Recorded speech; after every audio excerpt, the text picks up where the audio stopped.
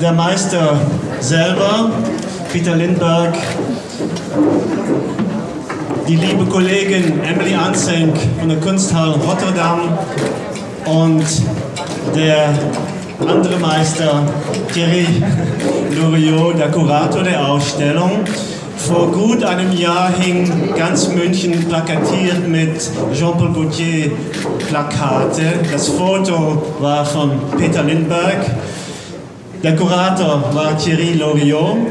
Die Ausstellung war auch schon in Rotterdam zu sehen. Und in dieser Zeit, seit diesem fantastischen Projekt, wurde auch schon tüchtig gearbeitet an der nächsten großen Ausstellung zur Karriere von Peter Lindbergh. Thierry hat offene Türen bekommen im Studio, im Archiv, und die Ausstellung wurde gemeinsam mit Thierry für die Kunsthalle Rotterdam geplant, wo sie letzten Sommer zu sehen war, und wir sind jetzt die zweite Station, worüber ich mich sehr freue. Es ist eine sehr reiche Schau geworden. Über den Inhalt redet Thierry später. So ein Projekt zu stemmen ist nicht leicht. Es braucht viele Partner, Kollegen, Mitarbeiter, große Teams und viel Geld. Wir als Kunsthalle sind natürlich sehr dankbar für die Hypovereinsbank, die uns ständig unterstützt, und wirklich ohne diese Unterstützung gäbe es die Kunsthalle überhaupt nicht. Dann für dieses Projekt haben wir wichtige Partner gefunden, und wie bei Gaultier ist der sehr vertrauenswürdige und wunderbare Partner Swarovski, die dieses Projekt ermöglicht haben.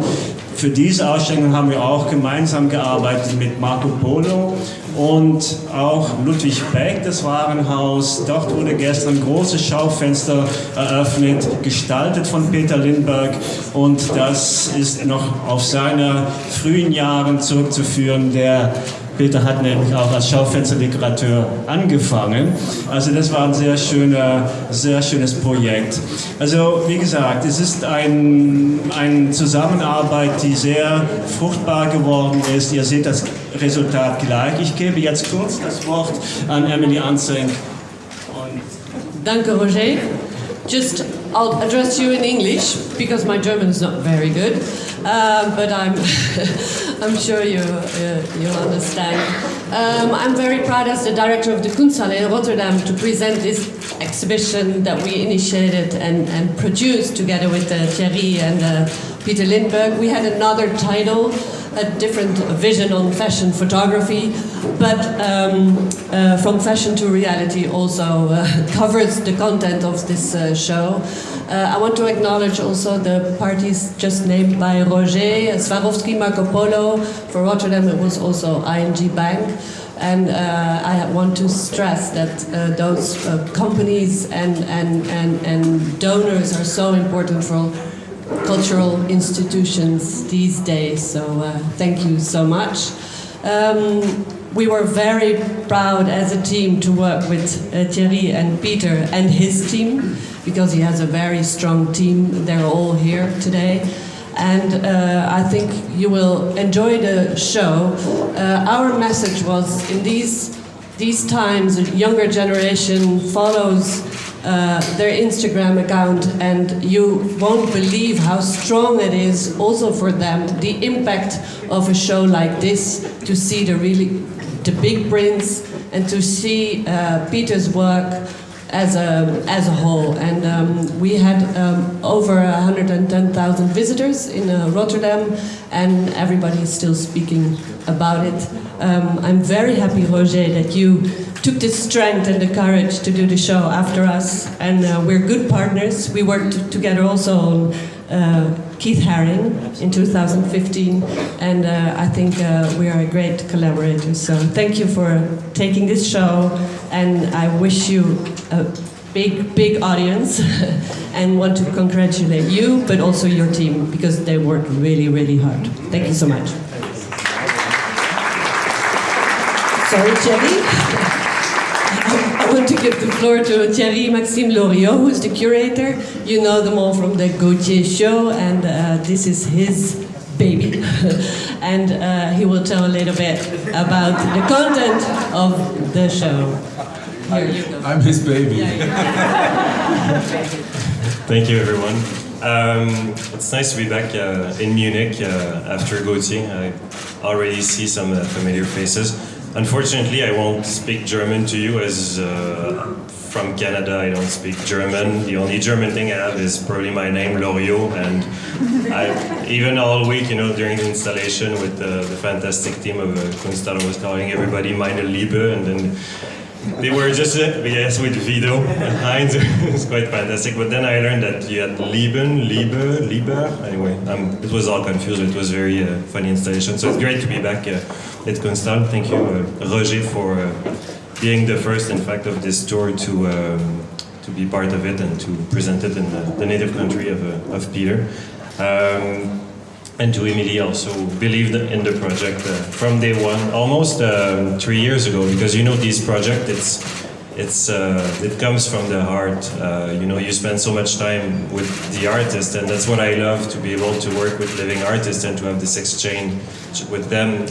It's very important also that Peter feels comfortable in his own exhibition, because it's really about his passions, his obsessions, and his universe that he generously offers to you all, because you'll discover it's not a classic photography exhibition where you only see photography on the wall. Everybody can do that, and what I wanted to do and what I intended to do was really to show the depth of the work of Peter through the years, but also all the strong influences he had from whether it's childhood, Germany, landscapes, cinema, but also what he brought socially, which I think is very important to put in context now, almost 40 years after his career started in 74, if we may remind it. And to present it, I decided to do it not chronologically, because I prefer that you look at the label and you discover how timeless his work is through the years, because you have many images from the end of the 70s, early 80s, with some from 2000, 1990s, and even if some say that he's a fashion photographer, I think he's more of a portraitist and an artist. You cannot say, oh, this is very 70s or this is very 90s. It's quite timeless, his work, and I really want to point this out.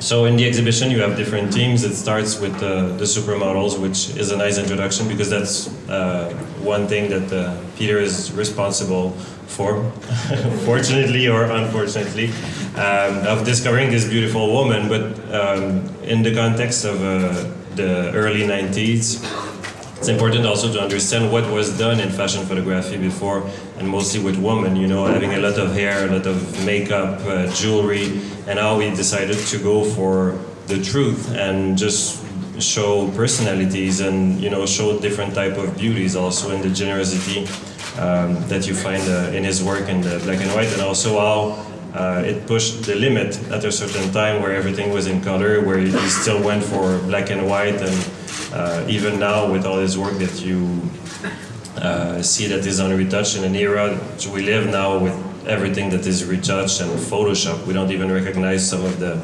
models and the actresses because they just do too many retouching in the pictures. So through the exhibition, you'll discover different themes from Couturier, also all the collaborations with Couturier. Another one is called Zeitgeist, where in fact I went a bit in depth to see all the influences, being German and also having witnessed the demonstrations in Paris and in Berlin, the student demonstration and protest from the late 1960s and against the Vietnam War, and how it left an imprint in his work, and how he offered in fact an open vision in fashion and in society, and how he was forward compared to any other photographers by even playing with genders and with the codes of masculinity and femininity with supermodels that were used to be shot in beautiful way with great makeup and great hair, and he went for the very basic offering, having another proposition that now is quite timeless and unique works of art. That is incredible. And some other surprises, like a section called The Unknown, which really shows the break when he went from black and white to color. Having shot so many supermodels for many years, he decided to explore a new theme that he'll probably tell you later when he shot the series The Unknown and the video The Unknown. And also silver screen, which shows the different sets that he used and how he uses city as sets, dance. You'll recognize a wonderful portrait of Pina Bausch, and also all the collaborations that he had with different ballet and the influences from Martha Graham to the Bolshoi, but also series that he did with the New York City Ballet and the Staatsballet in Berlin with the Bolshoi again. And also Icons, which is the last section, where you discover, in fact, why he's called the photographer of truth, because you'll see all these celebrities that you all know very well from movies, and I think it's a great finale to understand how, in fact, he shoots without any hierarchy and without paying attention to the social status, and that's really what I wanted to demonstrate in this exhibition. It's the beauty of being able to see the real person, because the way he shoots, it's almost transparent into the soul of the sitter. So I hope you'll enjoy the whole exhibition. Also, I must mention there's a wonderful catalog edited by Taschen, German, here, which you can buy at the shop. And also, would like to thank Vogue, who did this issue on Lindbergh, which is also about natural beauty that you can see about the work of Peter. Just one big thank you to one person who was of great help during this whole installation and the months prior to it, is the curator of Kunsthalle, Anja Huber, who's hiding in the back, just here. But if we thank you, Anja.